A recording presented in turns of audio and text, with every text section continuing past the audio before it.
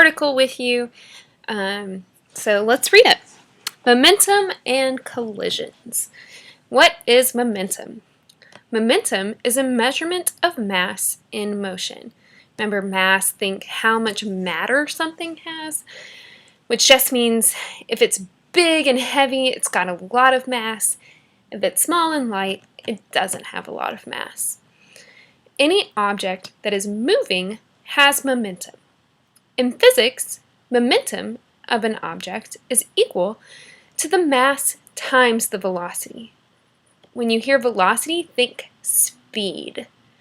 So that means momentum equals mass times velocity. So how big something is times how fast it's moving.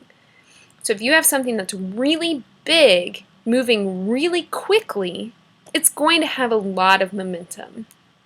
If you have something small, not moving very fast, you're not going to have a lot of momentum. From this equation, momentum equals mass times velocity.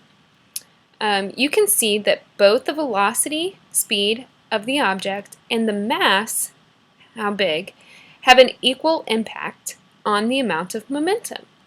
You have more momentum when you are running than when you are walking. By the same token, if a car and a bicycle are traveling down the street at the same velocity, so at the same speed, the car will have more momentum because it has more mass.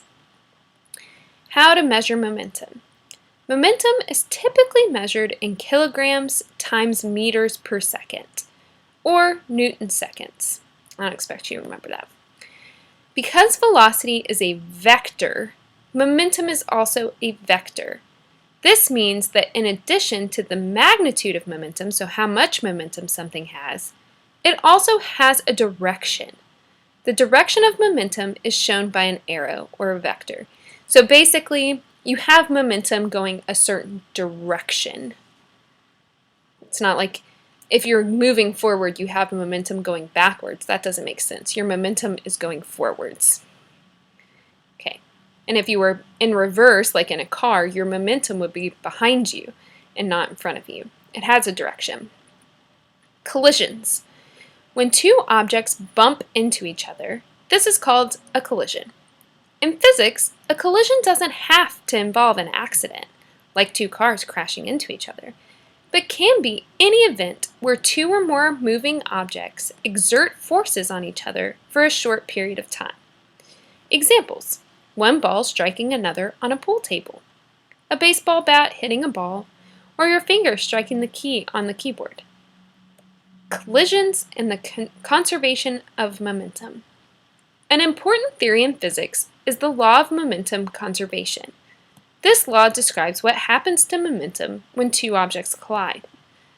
The law states that when two objects collide in a closed system, the total momentum of the two objects before the collision is the same as the total momentum of the two objects after the collision. The momentum of each object may change, but the total momentum must remain the same. Example: if a red ball with a mass of 10 kilograms is traveling east at a speed of 5 miles per second, I'm sure that's meters actually, 5 meters per second, 5 miles per second, woo! Okay, 5 meters per second, and collides with a blue ball with a mass of 20 kilograms traveling west at a speed of 10 meters per second, what's the result? First, we're going to figure out the momentum of each ball before the collision. The red ball is 10 kilograms at 5 meters per second, which means 10 times 5, its momentum is 50 kilograms per meters per second east. Okay, for the blue ball, 20 kilograms times 10 is 200 kilograms per meter per second west. So obviously this blue ball has a lot more momentum. The resulting momentum will be both balls are going 150 kilograms, that's how, okay, meters per second west. So they both end up going west because this one has more momentum, right? So when it hits, instead of bouncing back off of each other, they both end up going west, even the eastbound one. You don't need to know how to do all of this. I just think it's interesting. Interesting facts about momentum and collisions. No one is quite sure why P is used for momentum. That's up here in this equation. We didn't talk about that. Momentum is usually abbreviated using the letter P. So no one knows why. It likely came from the Latin word petere, which means to go towards. They couldn't use M because that was already used for mass. A change in momentum is called impulse. An elastic collision is one in which no kinetic energy is lost. Kinetic energy is energy in motion.